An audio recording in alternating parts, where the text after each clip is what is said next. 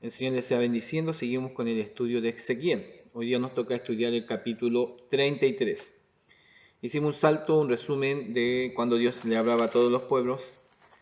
Y me impresionó mucho Tiro. Históricamente muy bueno la idea de Tiro, lo que Dios marca en ese sentido. Y cómo Alejandro Magno va y destruye. Tiro está situada en dos localidades, una en tierra y otra en mar. Y con estrategia él desmorona y con una estrategia muy especial destruye la ciudad que está en el mar. A 800 metros está mar hacia adentro. Pero bien especial la historia. Es bueno a veces meterse en la historia, comparar la Biblia con la historia y la hazaña y cómo se hicieron las cosas nos van a sorprender. Hoy día nos toca estudiar el capítulo 33, así que vamos a orar al Señor. Y damos gracias, Señor, por los que están siguiendo el estudio. Algunos van día a día, otros bien atrasaditos, pero lo importante es que pueda seguir estudiando. De ahí viene, aquí vamos después, igual vamos a pegar unos saltos para no entrar en tanta lectura, que también serían de estudios más profundos, pero vamos a saltar también otros párrafos que vienen más adelante. Vamos a orar, Señor, y damos gracias por el momento que nos das. Padre, bendecimos tu nombre, te honramos, te agradecemos por el momento que tú nos das, bendícenos a través de tu palabra y pedimos tu dirección, tu gracia y tu palabra en nuestra vida en el nombre de Jesús. Amén y amén. Bien, capítulo 33. Voy a leer y acuérdense que vamos a entrar a la ayuda.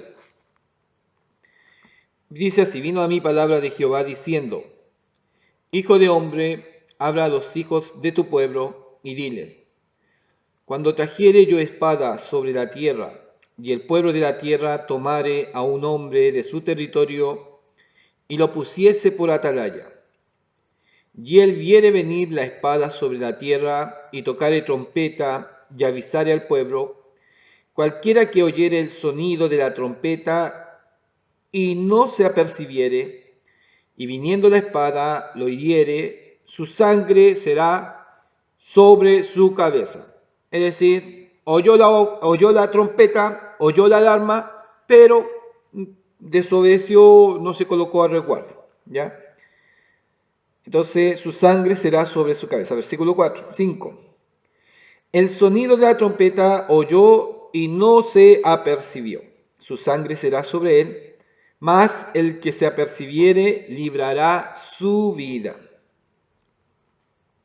Pero si en la atalaya viere venir la espada y no tocare la trompeta, el pueblo no se apercibiere, y viniendo la espada hiriere de él algunos, este fue tomado por causa de su pecado, pero demandaré su sangre de mano del atalaya. ¿Quién es el responsable? El vigía. El vigía es responsable si viendo que viene el peligro no toca la alarma. Él, por causa de no tocar la alarma, porque su responsabilidad era ser el vigía, era ser el atalaya, por no colocar la alarma, por no ver al enemigo y no tomar precauciones y tocar la trompeta, los que mueren es por causa de quién? De la atalaya. ¿Ya? Dice el 7. A ti pues, hijo de hombre, te he puesto, a ti pues, hijo de hombre, te he puesto por atalaya a la casa de Israel. ¿A quién coloca? Al profeta Ezequiel. ¿Ya? A ti pues, hijo de hombre, te he puesto por atalaya a la casa de Israel. Y oirás la palabra de mi boca, y los amonestarás de mi parte. Cuando yo dijere al impío, impío, de cierto morirás, y si tú no hablares para que se guarde el impío de su camino, y el impío morirá por su pecado, pero su sangre yo la demandaré de tu mano. Bien fuerte este término para el profeta, quizás también para nosotros. Y si tú avisares al impío de su camino para que se aparte de él, y él no se apartare de su camino, él morirá por su pecado, pero tú libraste tu vida. Tú pues, hijo de hombre, di a la casa de Israel, vosotros habéis hablado así, diciendo, nuestras rebeliones y nuestros pecados están sobre nosotros, y a causa de ellos somos consumidos. ¿Cómo pues viviremos? Diles, vivo yo, dice Jehová el Señor, que no quiero la muerte del impío, sino que se vuelva el impío de su camino y que viva. Volveos de vuestros malos caminos, porque moriréis, oh casa. ¿Por qué moriréis, oh casa de Israel? ¿Ya? Ellos colocan, bueno, vamos a hablar primero de Atalaya, pero también colocan unas cosas. Bien, vamos a entrar está bueno el tema, vamos a entrar acá a lo que me dice la ayuda.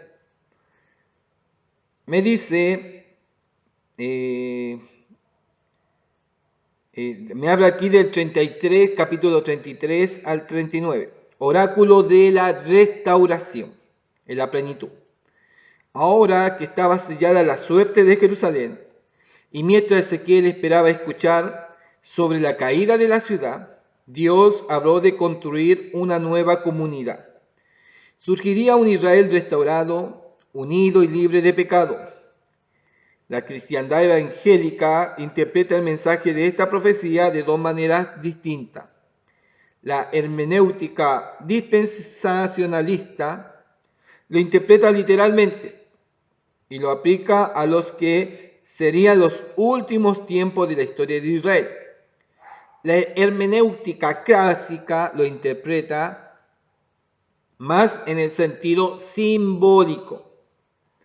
Israel representaría en lo fundamental a la iglesia, pero también hasta cierto punto los últimos tiempos de la nación histórica. La consumación de los tiempos ocurriría en tres etapas: la iglesia, el milenio y el mundo por venir. Ambas perspectivas se entrelazan en los comentarios sobre estos oráculos. Es decir, por eso ahí nosotros tenemos que tener un poquito de claridad. La plenitud me da muchas ideas y a veces no se lleva por una pura idea, sino aquí está hablando de dos corrientes, y quizá más de dos, que interpretan estos versículos, literal, y a otro lo colocan simbólicamente. Los dos pueden estar muy bien, ¿me entiendes? Lo podemos ver literal y lo podemos ver simbólicamente, pero donde no podemos llegar a una exageración y donde tenemos que a veces tener un cuidado. Por eso vamos quizás que algunos no, esto es una palabra que hay que verla simbólicamente o espiritualmente, o una palabra que también podemos verla literalmente, ¿ya? Pero aquí Dios le está dando un ejemplo al profeta de su responsabilidad. La ayuda me dice, del versículo 1 al 9, responsabilidad del profeta Atalaya, ¿ya? Me dice, son similares al capítulo 3, versículo 17 al 21, del mismo Ezequiel. Pero aquí se traza de una manera más clara al paralelo entre Ezequiel y el Atalaya. En el otro hablaba en Atalaya, pero aquí le dice directamente, tú eres el Atalaya para la nación, ¿ya? Aunque el peligro que corre lo justo no se menciona en el capítulo 3, versículo 20-21. Aquí se me va a mencionar qué pasa si los justos en el último proceso de su vida empiezan a obrar mal. Y ahí donde a uno dice, oh, el término salvo, siempre salvo, donde ahí también esa es una doctrina que uno tiene que tener un poquito de cuidado, ¿ya? Entonces se marca en ese sentido. Vamos a ver la otra ayuda. Me dice de la siguiente manera, a ver, el 33, versículo 2. El enfoque del mensaje de Ezequiel pasa del juicio a la salvación y la restauración en el capítulo 33. La consumación del profeta como atalaya marcó el inicio de un nuevo énfasis en su ministerio profético. ¿Por qué? Porque todo lo profetizado se ha cumplido. La anterior a esta fue principalmente a un llamamiento a advertir al pueblo del juicio inminente, la advertencia. Tuvo lugar antes del anuncio de la destrucción de Jerusalén y del maravilloso mensaje de la esperanza por su futura restauración, que llegaría después de varios mensajes de advertencia más adelante en los capítulos que vienen. Estoy 3, versículo 3. La obligación de la atalaya era observar los campos que rodeaban la ciudad y advertir a sus habitantes de la llegada del enemigo. Tenía que estar despierto, vigilando de noche, de día. ¿Ya? En algunas ocasiones daría la información a voces, pero en caso de peligro eminente tocaría un cuerno de carnero para alertar a las personas. Su sangre sobre su cabeza. Eso habla el versículo 4. Hace referencia a la responsabilidad del individuo por su propio pecado. Su sangre sobre su cabeza hace referencia a la responsabilidad del individuo por su propio pecado. Algunos intérpretes sugieren que la expresión surge de la costumbre oriental de transportar cargas sobre la cabeza.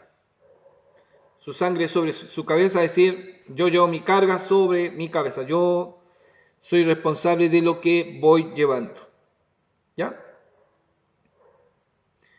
Y el versículo 11, nosotros no, leímos hasta el versículo 11. La ayuda me marca, me dice, la pregunta retórica, Ezequiel, capítulo 18, 23, se contesta rotundamente en este versículo. Dios desea que los impíos se vuelvan de su maldad y vivan. Ese es el deseo de Dios. Que se arrepienta, ¿ya? Voy a ver un poquito con la idea principal. Dios coloca el ejemplo de los vigilantes, de los vigías, de los que guardan la ciudad, de los que tienen que estar atentos, pero cada uno, el vigía es muy importante. ¿Por qué? Todos andan tranquilos, todos andan paseándose, mientras no suene el cuerno o la alarma, todo puede estar bien. Pero apenas se escuche la alarma, ¿qué significa? Enemigo. A refugiarse, a buscar las armas, a muchas cosas. Pero aquí Dios coloca como atalaya, como mensajero al profeta Ezequiel. Y también le dice que él tiene que dar el mensaje preciso que Dios coloca en su vida, en su mente, en su corazón. No con acomodos. En el versículo 8 dice, cuando yo dijera al impío, impío, de cierto morirás, y si tú no hablares para que se guarde el impío de su camino, el impío morirá por su pecado, pero su sangre yo demandaré de tu mano. Ahí Dios ahí va dándole una lección precisa al profeta o al mensajero que no puede arreglar el mensaje. A los que le cae bien o a mi amistad yo las puedo tratar bien o puedo cubrir el pecado, pero al otro soy dispar y al otro llego, acuso, sentencio y coloco toda la ley y me pongo sanguinario con los demás. Pero con mi amigo, yo voy a taparte, ya reiremos, callémonos, que nadie lo sepa. Y al final todo igual lo sabe. Lo que se quiere ocultar, todos lo saben. La ayuda también me marca, con referencia del capítulo 33, en el cuadrado, a la invitación, la verdad que Ezequiel enseña, lecciones para líderes. Y me dice de la siguiente manera: Ezequiel se ocupa en lo fundamental de las faltas comunes cometidas por los siervos de Dios. ¿Ya? Ezequiel se ocupa en lo fundamental de las faltas comunes, faltas no guardadas o algunas detalles, no, faltas comunes cometidas por los siervos de Dios. Ello obedece a la medida de sus éxitos, según la norma del mundo y no de acuerdo con los principios de Dios. ¿Y cuáles son las normas del mundo? El éxito, lo que se puede ver, lo que se puede hacer, y a veces lo que la iglesia pide, lo que la gente quiere ver, más que lo que Dios le está pidiendo o la dirección que Dios quiere darle al siervo del Señor. Ezequiel conoce profundamente el corazón de los hijos del pueblo de Dios, aunque hacen ostentación de su deseo de cumplir la voluntad de Dios. Ostentación, no, yo la voy a cumplir, quizás compromisos, palabras, juramento y todo lo demás, aunque hacen ostentación de su deseo de cumplir la voluntad de Dios y de seguir sus caminos, algunos solamente buscan su propio beneficio personal. Dios advierte a los profetas que no consideren genuinas las muestras formales de devoción por parte de la gente, a menos que se ponga de manifiesto que sus vidas han sido realmente transformadas.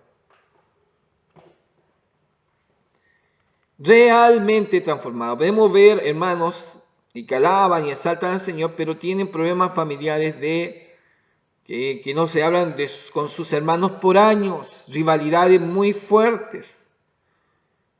Pero hablan del amor del Señor y pueden hablar muchas otras cosas, pero aquí nos habla de situaciones que hayan vidas transformadas realmente. Es decir, que no nos dejemos guiar por el modelo o por lo que ven nuestros ojos, que no nos sorprenda lo que nos ve nuestros ojos. A veces cuando brilla mucho algo, hay que estar un poquito... Cuando algo brilla como que es muy espiritual, hay algo escondido a veces y hay que colocarlo en estado de alerta. ¿Por qué?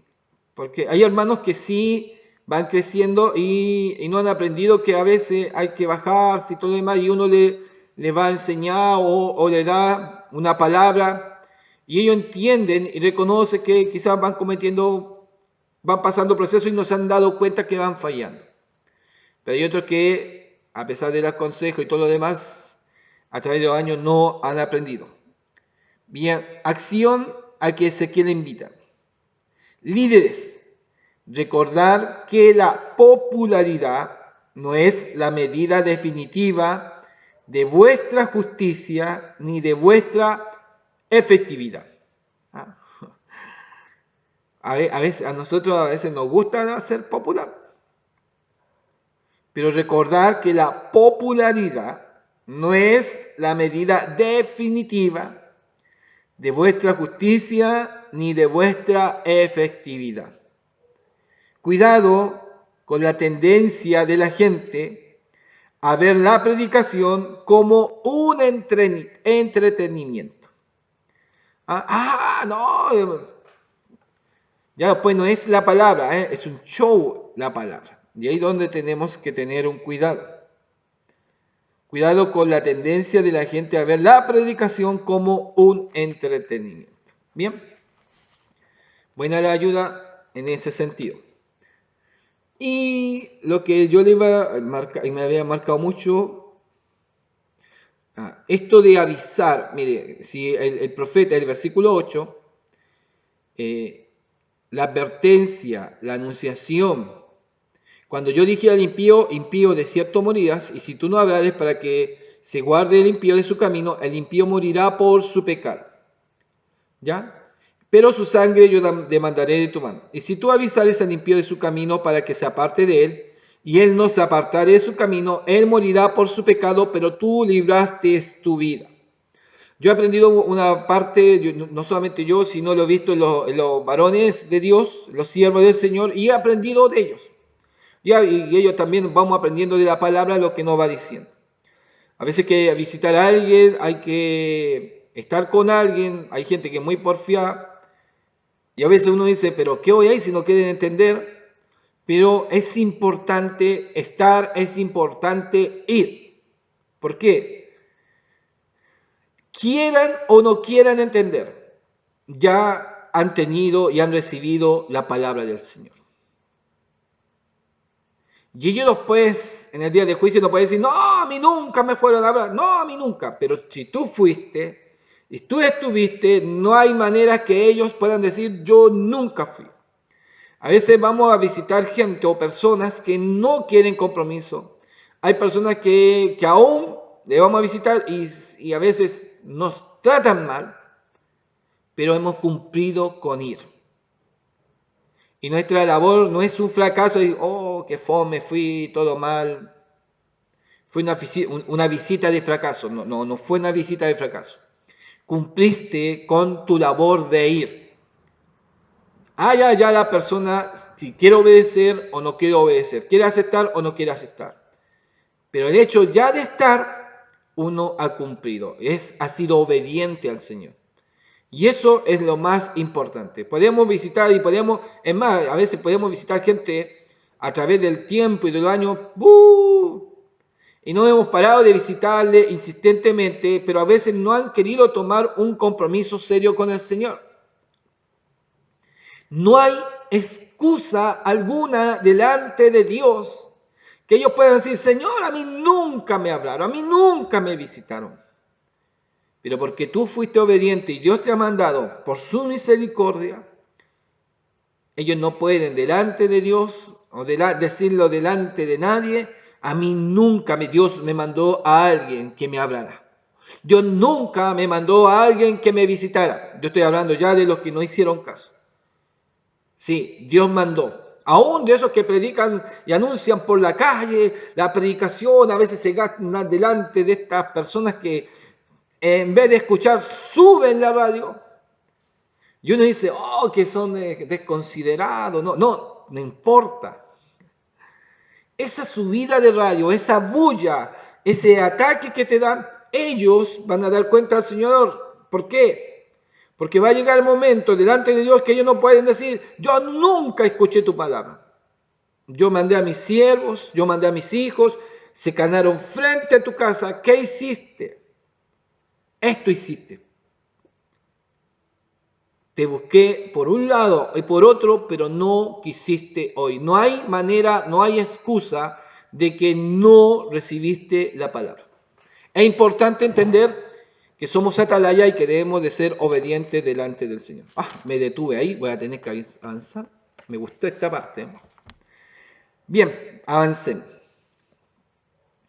Tú, el versículo 12, ¿ya? Y tú, hijo de hombre, di a los hijos de tu pueblo, la justicia del justo no librará el día en que se rebelare. Y tú, hijo de hombre, di a los hijos de tu pueblo, la justicia del justo no lo librará el día en que se rebelare, y la impiedad del impío no le será estorbo el día que se volviere de su impiedad. No sé si entendió. Si el justo en su justicia y fuera bien, pero se rebelare adelante de sus días, no les sirve. No les sirve. Y el impío, si se volviere de la impiedad en su último día, se volviere de ser un hombre malo, e hiciera justicia, esa impiedad o esa injusticia no le va a estorbar. Y aquí va a empezar la explicación. El justo no podrá vivir por su justicia el día que pecare. Por eso cuando nosotros usamos el término salvo, siempre salvo, debemos de cuidar Dios nos ha dado la salvación, ¿no es cierto? Pero debemos de estar apercibidos y cuidar esta salvación tan grande. Tan grande. Algunos usan el término, no, es que no era salvo. Era hermano, estuvo con nosotros, es tan increíble, Dios lo usó en milagros, Dios lo usó en maravillas, Dios lo usó en sanidad, en la profecía, en la palabra, pero en el caminar, avanzaron los años, se perdió y volvió al mundo. Y algunos dicen, no, es que no era hermano, no era salvo, era salvo, pero ¿qué hizo? Vamos a hablar como hombre justo. Este hombre o esta persona se perdió, volvió atrás, entró al pecado. Todo lo que había hecho, todo lo bueno que había hecho, pasó, pero está siendo considerado por sus últimos momentos. Por eso dice la palabra, no erréis el punto blanco que es Cristo. ¿Y qué significa no errar? No significa que podemos ir ahí derechito y después desviarnos. Íbamos bien, pero no desviamos, no llegamos a nuestro punto. La idea y lo que nos marca a Dios es que debemos de seguir derecho y llegar a nuestro punto. Tomar la decisión. El que toma la mancera, mire, toma la mancera y mira hacia atrás, no es digno de mí. Iba bien tomando la mancera, iba bien trabajando, pero se desvió, algo lo distrajo y ya echó a perder la siembra. De lo que iba a ser derechito se desvió. Se desvió. Bien, aquí va a seguir explicando esto. Claro, uno puede decir, pero esto es del Antiguo Testamento. Sí, hay mucho respaldo con los textos del Nuevo Testamento. Cuando yo dijera al justo, de cierto vivirás, y él confiado en su justicia, hiciere iniquidad, toda su justicia no serán recordadas, sino que morirá por su iniquidad que hizo. Aquí está hablando de confianza. Dios me dijo que yo ya estoy haciéndolo bien, soy salvo, así que ahora puedo pecar, no importa, ahora yo he hecho bien, puedo pecar. No. Sino que morirá por su iniquidad que hizo. Cuando yo dijera al impío, de cierto morirás, y él se convirtiere de su pecado e hiciere según el derecho y la justicia, y si el impío, mira, no es solamente volverse de su pecado, hacer justicia, hacer derecho y hacer justicia, ¿ya? Y si el impío restituyere la prenda. Aquí viene una idea bien central. A veces dice, Señor, perdóname todo. Pero a veces no hay restitución. Y Dios pide muchas veces esa restitución. Yo he dañado, yo he estafado, yo he robado, yo jodí a esta persona. Yo engañé a esta persona. Pero si yo me arrepiento, tiene que haber una restitución. Eso me marca a mí arrepentimiento. ¿Entiendes? Y si yo he engañado y he traicionado a muchos, tiene que haber una restitución. Una restitución. No, yo pedirle solamente perdón al Señor y a todos los otros que engañé, ya, bueno, yo ahora soy hijo de Dios. No, pedir perdón, eso es restitución. Quizás un presente, un regalo, mostrar que sí está arrepentido. Y si el impío restituyere la prenda, devolviere lo que hubiere robado y caminare en los estatutos de la vida, no haciendo iniquidad, vivirá ciertamente y no morirá. Aquí está hablando de un hecho de cambiar actitudes, pero este vivirá y no morirá, está hablando también de la vida eterna, castigo eterno. No está hablando que va a vivir eternamente, no está viviendo como humano, persona, va a vivir eternamente, está hablando de que va a tener salvación. ¿Me entiende? No se le recordará ninguno de sus pecados que había cometido, Hizo según el derecho y la justicia, vivirá ciertamente. Luego dirán los hijos de tu pueblo, no es recto, no es justo. No es recto el camino del Señor. El camino de ellos es el que no es recto. ¿Ah? El camino de ellos no es el que recto. No es el que va correcto, recto en ese sentido. A veces nosotros somos buenos para juzgar a otro. No, este recién viene entrando. No, como Dios lo va a usar. No, pero si este era así, este era así. Las personas muchas veces afuera dicen, pero este antes era alcohólico y ahora está en la iglesia. Antes malo que tomaba y ahora está en la iglesia. Antes. Usan el término antes sin darse cuenta que ahora hay otro proceso, otro cambio, hay un cambio. Pero las personas siguen recordando el antes como que ese antes no se puede cambiar. Pero para Dios sí. Y el problema que es, si son las personas del mundo que piensan así, hay algunas personas de la iglesia que también piensan así. Dios puede hacer cambios. Y Él es el Señor de la iglesia. Y Él considera y llama a quien Él quiere, Él ama. Es su voluntad. ¿Quiénes somos nosotros? Y nosotros también fuimos aceptados de parte del Señor en su misericordia. Cuando el justo, versículo 18, se apartare de su justicia e hiciere iniquidad, morirá por ello. Cuando el justo, el que iba bien mirando el punto blanco que era Cristo, se apartare de su justicia e hiciere iniquidad, morirá por ello. Tiene que ser fiel hasta el fin. Cuando el impío se apartare de su impiedad e hiciere según el derecho y la justicia, vivirá por ello. Y dijiste, no es recto el camino del Señor.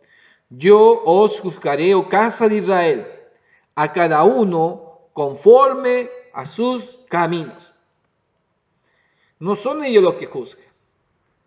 ¿Ah? No es ellos quieren arreglarle la cuenta o los mandamientos al Señor. Quiere decirle, Señor, te estás equivocando, esto no es bueno, no nos gusta esta idea. Pero el Señor que le marca, yo os juzgaré, oh casa de Israel, a cada uno. No ustedes juzgan. Él va a juzgar a cada uno conforme a sus caminos. Bien, aquí yo voy a irme a la ayuda, me emociono y después no. Voy a irme a la ayudas, me emociono mucho en esta situación. La ayuda del 12 al 20, versículo 12 al 20, dice, expresa esta misma preocupación. Lo que le importa a Dios es el presente estado de las cosas.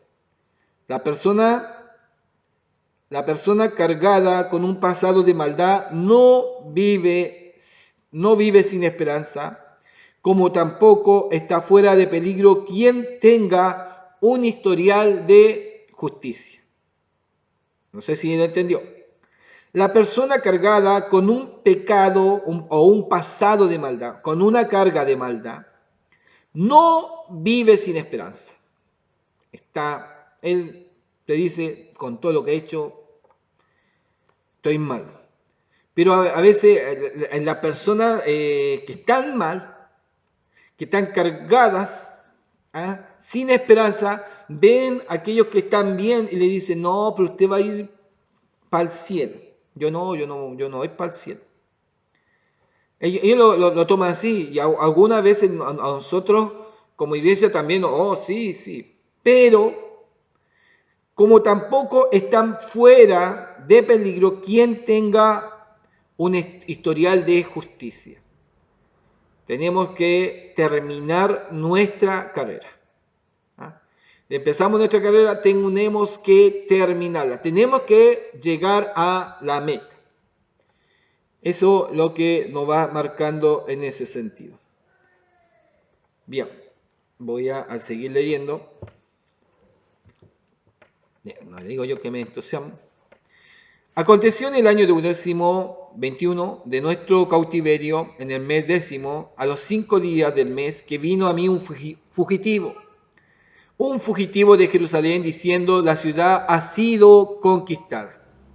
Esta es una palabra que Dios le había hablado a Ezequiel, que iba a venir uno corriendo, que su profecía, todo lo que había dicho, se ha cumplido. ¿Ya? Y la mano de Jehová había sido sobre mí, y la mano de Jehová había sido sobre mí la tarde antes de llegar el fugitivo.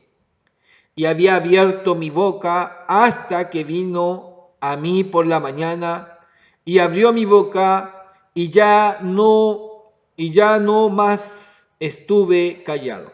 ¿Se acuerda que Dios le dijo, no vas a hablar solamente lo que yo te diga?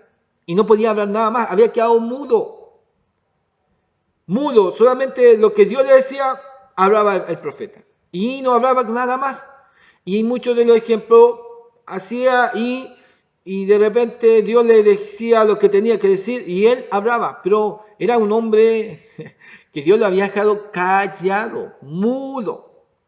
Y aquí, cuando viene la noticia, es abierta su boca. Se ha dado la libertad para hablar. Vino a mí palabra de Jehová diciendo, hijo de hombre, los que habitan aquellos lugares asolados en la tierra de Israel, hablan diciendo, Abraham era uno y poseyó la tierra. Pues nosotros somos muchos y a nosotros no es dada la tierra en posesión. Está hablando de los que quedaron en Jerusalén. Por tanto, dile, así ha dicho Jehová el Señor, comeréis con sangre y a vuestros ídolos alzaréis vuestros ojos y derramaréis sangre y poseeréis vosotros la tierra. Comeréis con sangre y a vuestros ídolos alzaréis vuestros ojos y derramaréis sangre y poseeréis vosotros la tierra. Es decir, con todo lo que habéis hecho, comparándose, Abraham que era uno, hombre de fe obediente al Señor. Con todo ello, aunque hayan sido miles, ellos iban a poseer la tierra. Si estuviese sobre vuestras espadas, estuvisteis sobre vuestras espadas, hicisteis abominación y contaminasteis cada cual a la mujer de su prójimo, ¿habéis de poseer la tierra? Le dirá así, así ha dicho Jehová el Señor, vivo yo, que los que están en aquellos lugares asolados caerán a espada, y aquel que está sobre la faz del campo entregaré a las fieras para que lo devoren, y los que están en las fortalezas y en las cuevas de pestilencia morirán. Y convertiré la tierra en desierto y en soledad, y cesará la soberbia de su poderío. Y los montes de Israel serán asolados hasta que no haya quien pase. Y sabrán que yo soy Jehová, cuando convierta la tierra en soledad y desierto por todas las abominaciones que han hecho. Por todas las abominaciones que han hecho. Voy a seguir para ir terminando. Me entusiasmé hoy día. Y tú, hijo de hombre, los hijos de tu pueblo se mofan de ti junto a las paredes y a las puertas de las casas. Y tú, hijo de hombre, los hijos de tu pueblo se mofan de ti junto a las paredes y a las puertas de las casas. Y habla el uno con el otro, cada uno con su hermano, diciendo, venid ahora y oíd qué palabra viene de Jehová. Y vendrán a ti como viene el pueblo, y estarán delante de ti como pueblo mío.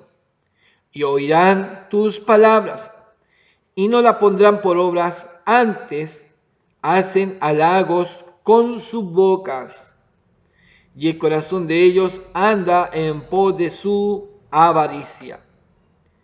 He aquí que tú eres a ellos como cantor de amores, hermoso de voz que canta bien, y oirán tus palabras, pero no la pondrán por obras.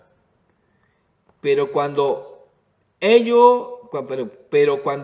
ello viniere, y viene ya, sabrán que hubo profeta entre ellos. ¿Te gustaba escuchar Le gustaba la palabra del Señor, qué bonito, pero también hacían burlas, se mofaban y no obedecían. No obedecían. Voy a ir a la ayuda para ya ir terminando. La mudez de Ezequiel. Se eliminó la mudez de Ezequiel impuesta por Dios. Eso que habla en el versículo 22. El periodo de silencio había durado 7 años y medio. Alguna hermana quisiera a veces que, Señor, deja mudo a mi esposo, a mi esposa. Pero por ser profeta y a veces para que el pueblo a veces tuviera, él hacía cosas, ¿se acuerdan las cosas que hacía? Para que el pueblo fuera a preguntar, y ahí Dios mandaba el mensaje porque ya no querían escuchar al profeta. Pero por las cosas que hacía Ezequiel, la gente iba a preguntar, ¿qué es lo que estás haciendo, Ezequiel? ¿O qué Dios quiere decirnos a través de esto? Y ahí Dios abría la boca del profeta. Duró 7 años y medio. El profeta habló durante ese tiempo de silencio cuando el Señor le dio mensajes específicos que comunicar. Ahora desempeñaría las funciones de un profeta normal, un portavoz de Dios. ¿Ya? Y sigue la ayuda del versículo 24, los que permanecieron en Jerusalén. Los que hablaban que ellos eran mejor, eran más que Abraham, dice, después de su destrucción alrededor del 586, seguían suponiendo que eran los elegidos de Dios y que el futuro de Israel estaba en sus manos.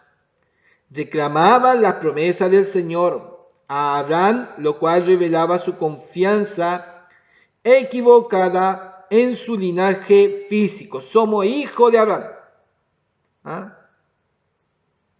Entonces ellos reclamaban de la sangre de Abraham y que no habían comprendido lo que era la obediencia del pacto.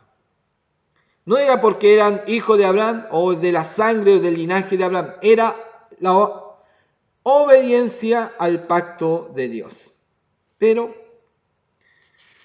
salieron porfiados y todavía siguen personas porfiadas. No, que yo nací en la iglesia.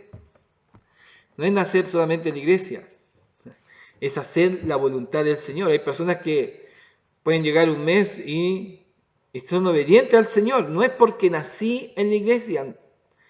Puede haber nacido y haber tenido la casa arriba de la iglesia, pero si sus obras eran malas, si no era obediente al Señor, no servía de nada.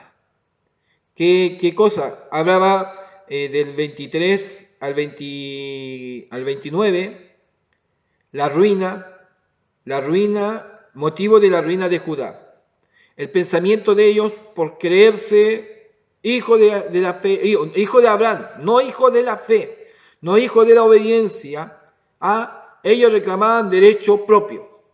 Pero Dios también lo acusa que sus obras, como que, el 25, comeréis con sangre, a vuestro oído alzaréis vuestros ojos, derramaréis sangre y poseeréis vosotros la tierra. Y después Dios le sigue respondiendo y le dice, estuviste sobre vuestra espada, hiciste abominación, contaminaste cada cual a la mujer ¿de qué? De su prójimo. Habréis de poseer la tierra. Querían la bendición, querían, somos reclamando que ellos tenían que recibir la bendición, la posesión de Dios, la cobertura, la protección divina, pero sus obras eran absolutamente malas. Y lo otro, de 30 a 33, el pueblo oiría, pero no hará caso a Ezequiel. Feo. Es como predicar y no quieren entender, pero Dios les dice y termina, pero cuando ellos viniere sabrán que hubo profeta entre ellos. Recién ahí van a entender, pero no sé si van a querer escuchar o no. Líderes, la otra ayuda que me marca, líderes, recordar que la popularidad no es la medida definitiva de vuestra justicia, ni de vuestra efectividad. Ser popular, ¿ya? Cuidado con la tendencia de la gente a ver a la predicación como un entretenimiento. Lo mismo, 33. Sí, el mismo que había leído anteriormente. Le gustaba cómo predicaba como cantor, lo tenía como cantor de amores, hermoso de voz y que canta bien. Oirán tus palabras, pero no las pondrán por obra. Y aquí también nos puede llevar, a mí me gustan las canciones, la alabanza, pero le gustan las canciones, le gusta la alabanza, pero no las colocan por obra. Bien, me alargué, muy especial este capítulo 33, yo dije lo voy a pasar rápido, pero tiene mucha profundidad. El Señor les sea bendiciendo, gracias. Gracias por seguir con los estudios. Bendiciones.